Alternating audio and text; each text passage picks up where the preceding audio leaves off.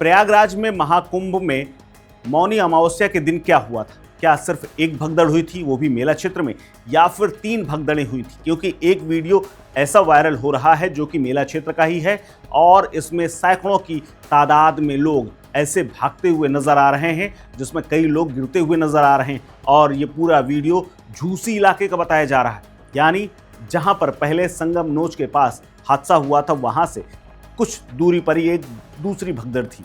दावा किया जा रहा है कि झूसी में ये भगदड़ हुई थी। हालांकि इसी को लेकर के लल्लन टॉप ने एक रिपोर्ट में बताया है कि वहां पर ट्रैक्टरों में भर भर कर, ट्रॉलियों में भर भर करके तमाम कपड़े ले जाए जा रहे हैं और कई आसपास के लोगों ने इस बात की पुष्टि की कि वहां पर भगदड़ हुई थी और कई लोग मारे गए थे।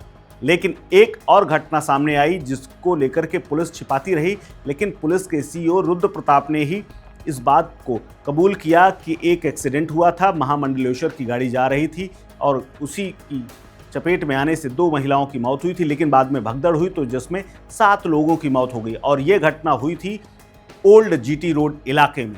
यानी कुल मिलाकर के अगर देखा जाए तो महाकुंभ में 3 घटनाएं भगदड़ की हुई, जिसमें कई लोग मारे गए।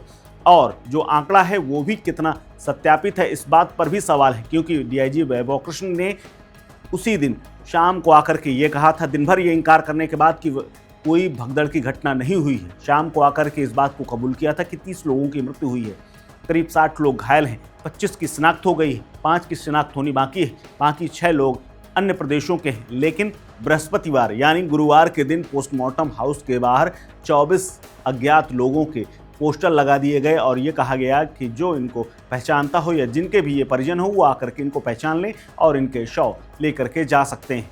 लेकिन बाहरी लोगों की मृत्यु को लेकर के भी यहाँ पर सवाल खड़ा हुआ है और कन्फ्यूज़न भी बढ़ा है, क्योंकि डीआईजी ने 30 लोगों की मृत्यु बताई थी, लेकिन 24 लोग अभी भी अगर शिनाख्त के लिए इंतज़ार कर रहे हैं तो अपने आप में बड़ा सवाल है, क्योंकि संख्या 54 हो जाती है। इसके अलावा बाहरी लोगों की मृत्यु को लेकर के भी सवाल खड़े हैं, क्योंकि 6 लोगों की मृत्यु की बात कही गई थी, लेकिन अभी भी 9 लोगों की मृत्यु बिहार सरकार ने कही है। उनके अधिकारियों ने कहा कि हमारे प्रदेश के 9 लोग मारे गए हैं, जबकि बंगाल से भी 2 लोगों की मृत्यु की खबर सामने आई है, यानी बंगाल के 2 लोग मारे गए हैं। इसके अलावा अन्य प्रदेशों का डाटा भी आना बाकी है, वहाँ के लोगों की मांग आनी बाकी है। इसके अलावा विदेशी डाटे की बात ही अलग है, क्योंकि मौनी अमावस्या को करोड़ों की संख्या में लोगों को बुलाया गया था और तभी यह हादसा करीब 2 बजे हुआ, एक हादसा सुबह हुआ और इन हादसों की जो फहरिस्त है वो 3 पर जा करके रुक गई। लेकिन प्रशासन अभी सिर्फ एक की बात कह रहा है।